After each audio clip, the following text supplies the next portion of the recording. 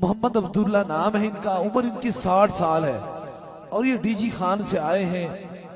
और ये आज से कबल 3 साल कबल मेरे पास आए थे, 3 साल कबल आए थे। और इनके दानों गुर्दे जो हैं वो खत्म थे, दोनों गुर्दे खत्म थे। इन्होंने अपने 7 दम करवाए। कितने दम कराए? वफाओं का बदला वफाओं से मिला करता है। 7 दम कराए। डॉक्टरों ने इन्हें ट्रांसप्लांट का, गुर्दे की ट्रांसप्लांट का कहा हुआ था, लेकिन 7 दमों के बाद जब जाकर इन्होंने चेक कराया तो इनके दानों गुर्दे मुकम्मल तौर पे ठीक थे। ये आपके सामने खड़े हैं और ये आज 3 साल बाद आए हैं, साथ में रिपोर्टें भी लेकर आए हैं। 3 साल बाद आए हैं, बीते हुए 36 महीनों के बाद आए हैं, आकर यहां आए। इनसे पूछा कि आए क्यों हो, 3 साल बीत चुके हैं। उन ये कहने लगे कि मैं आया इसलिए हूं कि मैं अपनी ठीक होने के बाद काम कारोबार के लिए बाहर मुल्क चला गया था। आज 3 साल के बाद में आया हूं और मैंने आते ही सूफी वसफा हजरत क़िबला आलम पीर मुसन्निफ़ अली सरकार रहमतुल्लाह अलैह के दरबार की हाजिरी थी। वजह क्या थी?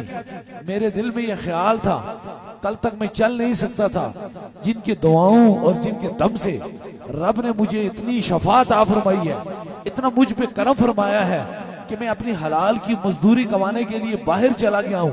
मोहताजी खत्म हो गई है, मेरी तबीयत ठीक हो गई है। 3 साल के बाद मैंने कहा जहां मैं बच्चों से मिलूंगा वहां अपने मुर्शिद करीम के पास भी जाऊंगा। अब 3 साल के बाद जब वह वापस लौट के आए तो देखे 3 साल भी चुके हैं। इसके दौरान इन्होंने कोई दवाई नहीं खाई, कुछ भी नहीं खाई, बस एक दुआ लेते रहे, दिल के अंदर मोहब्बत और वफा की शम्मा जलाते रहे। और आज 3 साल के बाद आए हैं। मैंने पूछा तो मुकम्मल तौर पे कहते हैं मैं सेहतियाब हूँ, मुझे कोई गुर्दों की तकलीफ नहीं है। जो मेरे गुर्दे ट्रांसप्लांट होते थे, मेरी रिपोर्ट मेरे पास मौजूद है, 100% मेरे गुर्दों में कोई बीमारी नहीं है। अल्लाह ने मुझ पे करम कर दिया है। अब देखें, अल्लाह वालों की दहलीज से दायमी शफा मिलती है। डॉक्टरों, हकीमों और तबीबों की बात होती तो साल 6 महीने के बाद मर्ज दोबारा रुख करती, लेकिन अल्लाह वालों की दहलीज से जो मर्ज चली जाती है वो दोबारा जिस्म में कभी रुख कर नहीं सकती है। अब ये सामने मौजूद है, ये डीजी खान से आए हैं। अब ये 3 के गुर्दे थे, खत्म हो गए थे। अल्लाह ने ताजदारे मदीना के सदके से इन्हें शफात आ फरमाई। शफा की वजह क्या थी? जब इंसान भूलना शुरू हो जाता है, भूल की मर्ज हो जाती है, तो भूले हुए शख्स को कभी रास्ता नहीं मिलता है। मंजिल उसी को मिलती है जो रास्ते को याद रखता है। इसलिए अब आए हैं, दर्द तकलीफ और गम के अंदर गिरफ्तार हैं। हर इंसान एक तकलीफ के अंदर मुब्तला है, हर इंसान एक दर्द के अंदर मुब्तला है।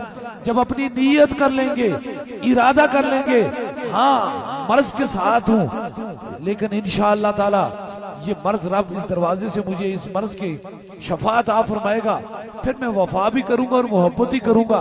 यकीन करें दायमी शफा मिल जाएगी। दायमी शफा मिलने का मकसद ये है, तो बंदा इस सोच से आता है, इस लम्हे से आता है, बस ये मेरा फलाना मसला हल हो गया या फलानी परेशानी हल हो गई तो मैं फिर दोबारा लौट के नहीं आऊंगा। लेकिन पैगाम तो यही है ना, बंदूक तक बात तो नहीं है, शफा मन जानिब अल्लाह है। अल्लाह हमारी नीयतों को देखता है, हमारे इरादों को देखता है। जिसकी जितनी नीयत अच्छी होती है, इतना उसमें करम और मेहरबानी होती है। अब 3 साल बाद ये ना आते तो कोई जबरदस्ती नहीं थी, लेकिन मोहब्बत ने खींच लाया है। वफाओं के अंदर ही शफा मिली जाती है। इसलिए आप आए हैं, तवील सफर के आए हैं, व्हील चेयर स्ट्रेचर पे आए हैं, माजूर हैं, चलने के काबिल नहीं है, आप लोगों के मुताज हैं। यहाँ से दम होगा, रब लोगों का मुताज नहीं करेगा बल्कि अपना मुताज करेगा। फिर वफाओं की शम्मा जलाए रखना, कहीं अंधेरे में तुम्हें वो रोशनी रास्ता दिखाएगी।